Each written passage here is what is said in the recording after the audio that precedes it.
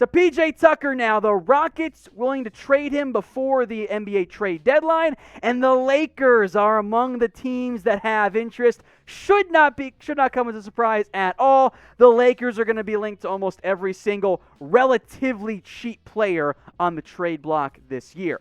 Now, Tucker offensively doesn't offer much. He averages about a little under 5 points per game this year. He's shooting below 33%, although just barely. The interest in Tucker has nothing to do with the offensive prowess he offers because there's not very much. The interest in Tucker comes down to him being one of the premier, and I still think top 5, at worst top 10, defenders on the wing in the NBA. He continues, despite his advanced age, to be awesome in that particular role. And if you're a team like the Lakers and you're thinking, okay, we're going to meet the Clippers probably at some point in the Western Conference semis or at some point in the playoffs regardless. We might run into the Bucks or the Nets in the NBA Finals. You want a really talented swingman defender to hold up against a Kawhi, a Paul George, a Giannis, or a Harden or a Durant. So that makes sense to me. Now, the Lakers are not the only team mentioned by ESPN in terms of potentially having interest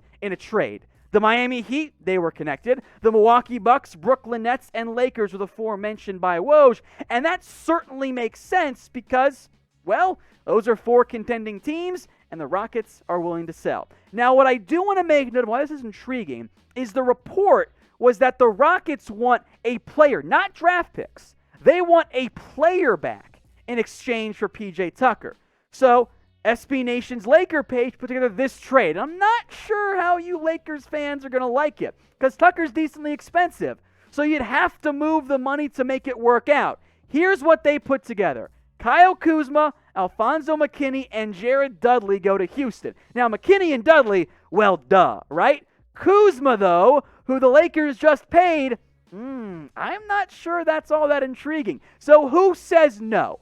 Type in L for the Lakers or type in R for the Rockets. Maybe if they could move a Kentavious Caldwell-Pope instead, that makes some sense. However, the issue is Caldwell-Pope actually costs more than Kuzma right now, and the Rockets would have to give up more money to make the salary cap math actually work out in the end. So it's a little bit dicey. That's why I'm not actually sure Tucker makes the most sense in the end for LA, just because the convoluted cap to make it all work out.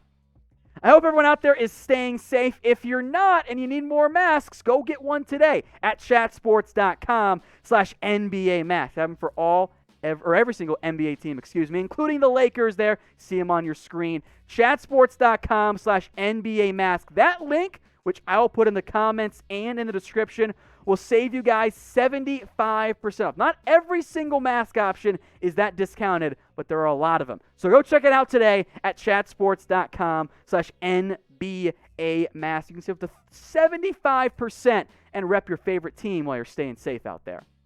Let's go to Demarcus Cousins, where his time in Houston, it's over. The two sides are set to part ways, The Rockets, though, going to do at least a nice solid here too, Boogie, and will guarantee the rest of his salary this season. Houston's decided to go smaller and younger. The smaller part, pretty ironic given some recent moves they've made with their organization. There will be some contenders who have interest in Demarcus Cousins. The unfortunate reality is the big man is no longer the same guy he was back in his prime. The injuries have piled up, and although he can still contribute, specifically probably more in a 10-ish minute per game role, giving him 20 minutes per game, starting him as Houston was doing with Christian Wood banged up, I think it was pretty obvious he just didn't have enough left. He can still shoot from 3 at least, the overall field goal percentage dropping significantly. The defensive issues, he was never great defensively, but those defensive issues become compounded with the injury problems. So he's no longer a superstar center. He's probably not someone you want starting either,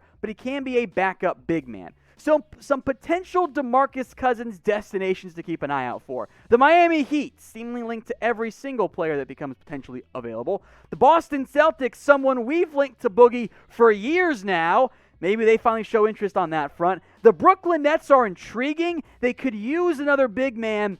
I do wonder if the presence of James Harden, however, could actually be a detriment since it didn't appear that Cousins and Harden got along too well once Harden made it clear he didn't want to be in Houston any longer. The Portland Trailblazers have some big men banged up. That makes some sense. And, of course, the Los Angeles Lakers as well, who we'll go more in depth with here in just a second. Before we do, this is the pinned comment on today's video. What team will Demarcus Cousins play for next? Is it the Lakers, Celtics, somebody else altogether? If you get the ad break here on YouTube, scroll on down and get your votes in. Let's focus now on the Cousins-Lakers connection here. Kevin O'Connell of The Ringer says that the Lakers will be among the teams that go after Cousins and try to add him to their team. Now, of course, this would not be the first time Boogie's been a member of the LA Lakers, although maybe it'll be the first time he actually gets to play. Signed with them back in 2019, as I'm sure you guys all know. Never actually played a game, though, due to a torn ACL. I believe the two sides parted on fairly good terms. That they released Cousins, but he was allowed to work out at the facility, to get healthy, all of that. And the Lakers could use another big man. And in terms of potential upside of maybe he recaptures his old form or gets closer to it, there's no better option on the market right now than Cousins. And Marc Gasol is playing the starting center role, I guess. He's really kind of a rotation piece. Montrezl Harrell plays plenty as well. There's Markieff Morris on the roster. Not a whole lot else, though, in terms of actual big men. So, assuming Cousins eventually gets bought out by the Houston Rockets, that starts to make some sense. He's not going to cost anything in terms of a trade. So, from the cost perspective, it's pretty darn cheap. From the upside perspective, well, it makes some sense, and the team knows him pretty well on top of that. So I actually like the idea of a reunion between Boogie and the Lakers a lot. But get your votes in here. What do you guys want to do? Should the Lakers add Cousins once he's inevitably waived? Type in 1 for yes or type in 0 for no. An update for you guys now on Dennis Schroder, who has missed the past 2 games. Per ESPN, he has actually tested negative for COVID-19. However, per the NBA's guidelines, he still faces a 7-day quarantine. He's missed the last 2 games. That means he's going to miss at least 2 more, with the Lakers hoping to get him back in time for this upcoming game on Friday. So he's out against the Wizards on Monday and the Jazz on Wednesday. Hopefully the Lakers can kind of snap a bit of a skid they've embraced the past couple of games. You're already down Anthony Davis. Now you're down your third best player in Dennis Schroder. He's been pretty solid for LA, putting up over 14 points per game, 4.3 assists. You want to see a little bit better three-point shooting, but he's been worth what the Lakers gave up to get him so far. He's been a nice addition for this organization. Ideally, he comes back on that Friday and continues to test negative. That seems to be the path we're trending. He was just a close contact. But again, he's missed 2 games, going to miss at least 2 more, hopefully back in time for that Friday game, but we'll see what ends up happening for LA. If you guys want to stay updated on what's going on around the Lakers, make sure you guys are subscribed. The link is below, but if you're watching on the Lakers channel, just hit that big red button and subscribe today. It's youtube.com/LakersTV. The more subscribers we get, the more videos we can do for you guys here at Chat Sports.